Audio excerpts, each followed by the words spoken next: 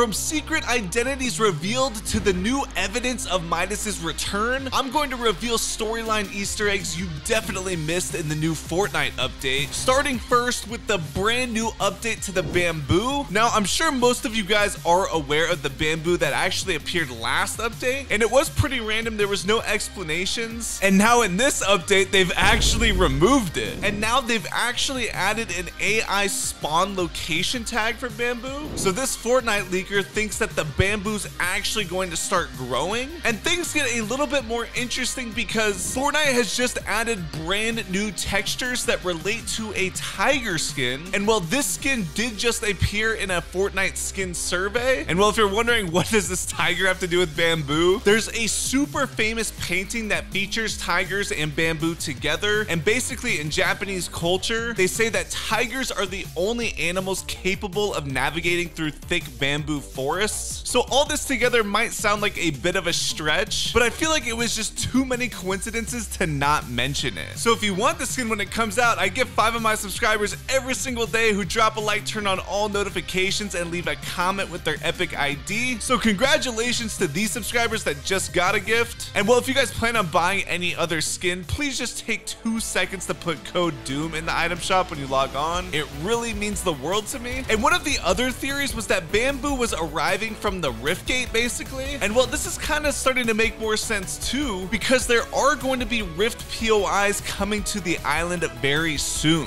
It looks like there's 7 different versions, so I don't know if that means they're gonna change. Kind of how like at the Coliseum that one season, we had different versions of that POI every time that you jumped into a match. But not only that, there are gonna be brand new biome events, which sounds like it's something similar to the weather events we had. But the reason we pretty much know these are coming this season and not next season is because the brand new Oathbound quests also got leaked. So if you guys go in game now, you'll see that the new Oathbound quests don't start for another 13 days. However, in the files, we kind of already have clues as to what we can expect. So part 4 seems to have a few different sections. We're gonna start with the getting coordinates, and then we have to decipher the start and finish of where we're going, and then finally it looks like the portal does open. So yeah, when that does happen, obviously it makes sense that there would be some change to the island, and that's probably what those Rift POIs are for. And well, now I guess we can basically confirm that the Rift Gate will be completed and will actually be used properly. And it turns out there was official concept art by Epic that got released a few months ago. So this is probably what it's going to look like. Apparently these were meant for chapter 2 season 5, but hey, I guess they finally found a use for them. And in just a second, I'm gonna explain to you guys why this part in the storyline is actually pretty close to what was going on back in chapter 2 season 5 and season 6. But anyways, like I was saying, it is confirmed that the portal is going to be opened. However, once it is powered up, it looks like it actually gets destroyed pretty quickly, because check out this sound effect that's already in the files.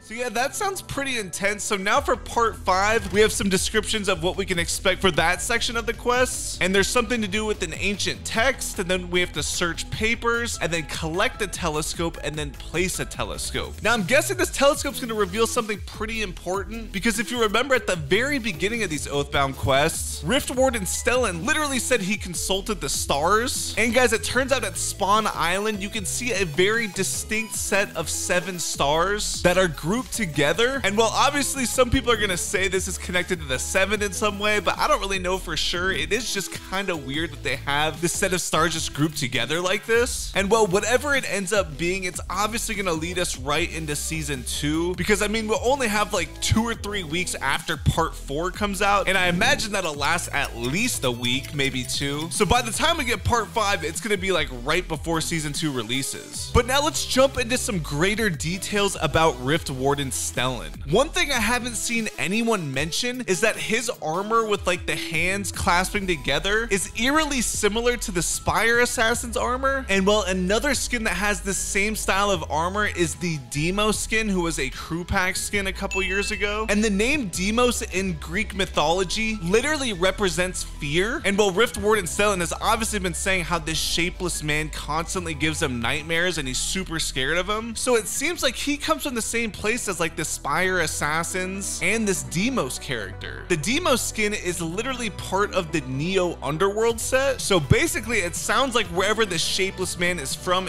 some sort of underworld or something. This is super interesting too because Raz back in chapter 2 of season 6 kind of went through the same thing that Riftward and Stellan is going through right now. He was kind of taken over by some sort of evil force that came from the Spire, and well, hopefully Stellan doesn't get fully corrupted because then he'll turn completely evil. Another interesting little Easter egg with this all is that in the Raz quest back in chapter 2 of season 6, we had to eliminate a Spire guard, and one of the artifacts they dropped was an Imagined Order medallion of some sort. Also, I believe the Imagined Order logo has some of the same symbols that the Spire had on it, so hopefully this quest line eventually explains how the Imagined Order is created, and this will all start to make a little bit more sense. Now, if you guys were paying close attention to before this update, you would have known that the wild card was planning a heist against the Ageless and was recruiting Aura and Diamond Diva to help him, but then right before it was supposed to happen, he told Aura that the heist was off. And then he told Diamond Diva, I got a better offer from our mark,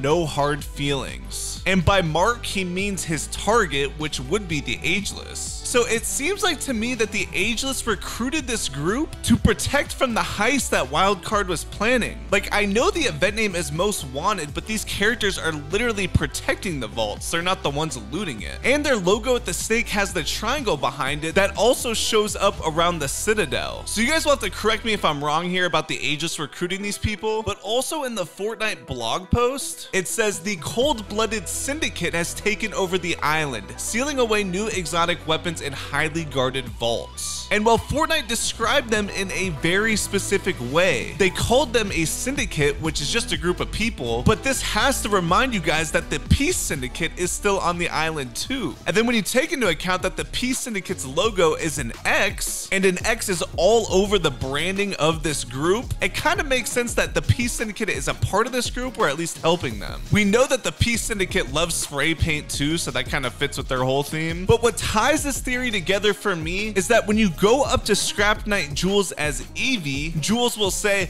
I'll help you for the island. So if the Peace Syndicate is a part of this group, it would make sense that Jules and the Oathbound are working with them. That's why I think the Gold-Blooded Ace is working with the Oathbound, and this whole group is an early version of the Imagined Order. Later on, when the Imagined Order becomes official, we see that gold masks are common among their members. Huntmaster Saber has a gold mask, Gunner had a style with a gold mask, and then Sloane's default outfit with a dress shirt and tie is very similar to Gold-Blooded Aces. Obviously, we know that Sloane was in the Imagined Order from a young age, and not only that, but it looks like she may have came into contact with the Shapeless Man as well. This image from her loading screen is probably the only concrete evidence of some sort of Shapeless Man. So it seems like to me that the story is converging in a bunch of different ways. And that's why it's interesting that Midas has custom dialogues too. Wildcard tells Midas, you should have taken me up on my offer, which pretty much confirms he's a part of the story right now. We also know that the current NPC Renegade Shadow was a part of the Shadow organization that Midas founded, and well, he doesn't trust Wildcard either, because he tells both Aura and Diamond Diva that Wildcard will betray you. It's just a matter of time. So obviously him and Midas both don't trust Wildcard, which means it is possible that they are in contact right now. We know that Midas was a part of the Imagined Order at an early age, just like Sloane. So hopefully when this Rift Gate gets activated, it's going to kick the story into overdrive. Now moving on to a little bit of a side story, there is a new NPC in game right now, or that will be coming out soon, named Revolt. And in his first conversation with him, he will say, I'm gonna be the Robot King. So this might turn into some sort of rivalry with Amy once she returns.